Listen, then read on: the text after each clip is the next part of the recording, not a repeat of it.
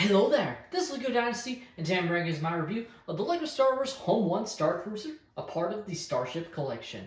It is set number 75405, comes with 559 pieces, and is rated ages 18 and up. Now this set retails in the United States for $69.99 and in Canada for $89.99. Now without further ado, let's kick off this review, starting with the box. Now taking a look at the box, you have the Home 1 on the 18 plus box art in the all black with a green light emanating behind it. Kind of symbolizing Endor, in my opinion, or Luke's green lightsaber from Return of the Jedi. So that's definitely pretty nice. Looking very cool. You can see the information I've already mentioned there. Moving the set around, you can see the Home 1 from Return of the Jedi featured there, which looks pretty nice. And then you also have the dimensions of the set, which is 33 centimeters or 13 inches long, and 14 centimeters or 5.5 inches tall, so definitely pretty nice there. Now here we have the Home 1 flying towards the front of the manual, basically, with how it's looking there. You also have the Nebulon B frigate attached alongside, which is pretty cool there. You do have some nice extra information about the Home 1 Starcruiser, so that's pretty nice. Being an 18 plus set, you get that extra information, which is pretty cool to have included there. Now here we have the extra pieces I was left with following the conclusion of the build. You have a bunch of different studs, some Technic pieces, etc. So all pieces that you can add to your collection for free. Now taking a look at the Home 1 Starcruiser, and it's a very interesting ship overall. And it's kind of very interesting that we really haven't gotten it in LEGO form, like as an actual playset, other than, you know, getting the hangar bay and command center way back when in that, I believe it was a Toys R Us exclusive.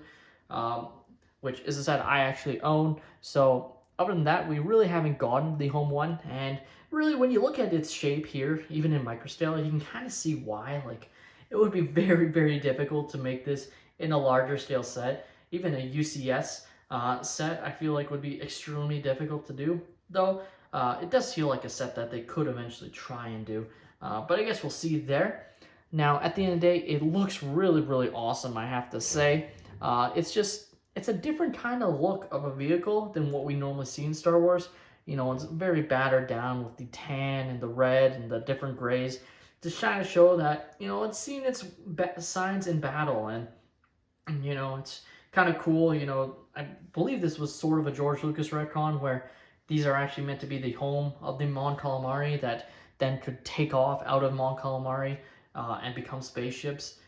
So we kind of see that during the Season 4 of the Clone Wars arc. That they had, you know, homes that looked very similar to what the Home 1 is, and like that's kind of really fun there.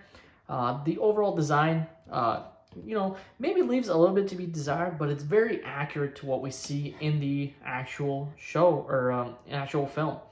I do love the engines, as you can see there, which looks pretty nice overall with the different, you know, blue studs to represent the engine thrust. Again, you have the Nebulon B frigate, which is a fun Easter egg, especially since that was actually the first sort of midi-scale set that released.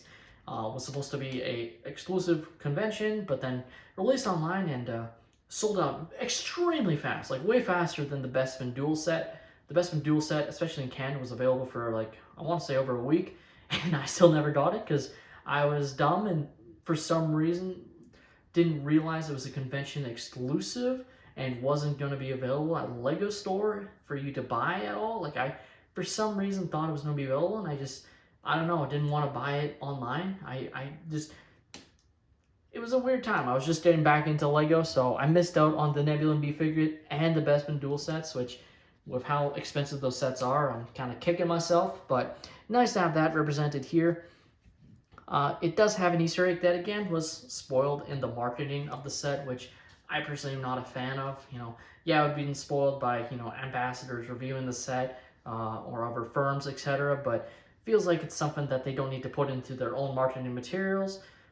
Just because it was fun Easter eggs that if you don't watch a review, you would find it for the first time. And if you look online and want to look at what the building process is and whatnot, you're already going to see that it's hidden inside the set, which is the fact that you can pop off this whole section here. Accidentally knocked off the Nebulon frigate there, and reveal Admiral Akbar at the front there, an A-wing, and then you have Ahsoka, Hera, and that's either Chopper or maybe not Chopper. Maybe that's supposed to be her son, Jason. Um, yeah, it's a completely different color, so it's definitely not Chopper or R2D2. So that's still pretty fun there to have that all included. It's definitely a really nice Easter egg, just again one that I wish wasn't sort of spoiled ahead of time. Like, it would have been really nice if it was found for the first time, if you were building for the first time. Which, again, I know you're watching this review and it's like, well, you would have revealed it for the first time there, but I don't know. I'm not a fan of LEGO themselves marketing it, if that makes sense, because they didn't do that when they released the Executor that had that whole bounty hunters, sort of hidden inside. Like, that to me was a really cool hidden detail that I don't think had to be spoiled. And, yeah, you had features like the invisible hand that could break apart. Like, that makes sense to market. But the fact that they included, showing that Obi-Wan and Anakin starfighters are there, or the Acclimator has the troops inside the hangars, like, things like that, like, I just don't think needs to be represented in the marketing materials, but your mileage may vary there. Now, you can take off the other side of the section, but there is nothing there, unfortunately. Kind of makes sense that there wouldn't be anything there, but just for the fact that there was on the other side, feels like it's good to mention that it is all sealed off on the other side there. Now, you can pop this set off the stand if you so wanted to. Now, compared to the Acclimator, it works okay sitting on itself, actually. So you can have it easily off on its own if you have somehow limited shelf space and can't have it on its stand. Its stand looks just like this, very consistent with the other stands that we have gotten. And you have the printed LEGO Star Wars Home 1 Starcruiser plaque there, which is pretty nice. Again, nitpick, but the Starship Collection really feels like they were meant to include at least one figure in these sets, because I don't know why else they would have these vent pieces here. It feels like if they weren't supposed to ever have anything, they wouldn't have included it at all. But obviously some of them now get the little 25 years of LEGO Star Wars or anniversary little bricks. But again, it's always on the other side as well. Like, I will die on this hill that at one point there were supposed to be minifigures included in Starship Collection, and they're just trying to be consistent. But at one point we would have gotten at least one figure that would have represented, which in this set, let's be honest, would have been Admiral Akbar, a figure we've already gotten before, but still would have been really nice since we haven't gotten him in a few years. The LEGO Star Wars Home 1 Starcruiser, to me, is a pretty awesome addition to the Starship Collection, and just really cool to have represented in this form of LEGO like we haven't seen before. Maybe one day we'll get at least the UCS version. Feels very unlikely we'll ever get a playset version like a Star Destroyer or a Venator, for instance, that we've gotten in the past. Like, this set, the shaping just feels way off for them being able to do that, and that's why it's probably still unlikely they'll even do a UCS set, though that feels far more likely. So at the end of the day, this might be the only way you can get a Home 1 Starcruiser, and to me, that's worthy enough to pick up this set. Compared to the Acclimator, I do think this one is about $10 overpriced.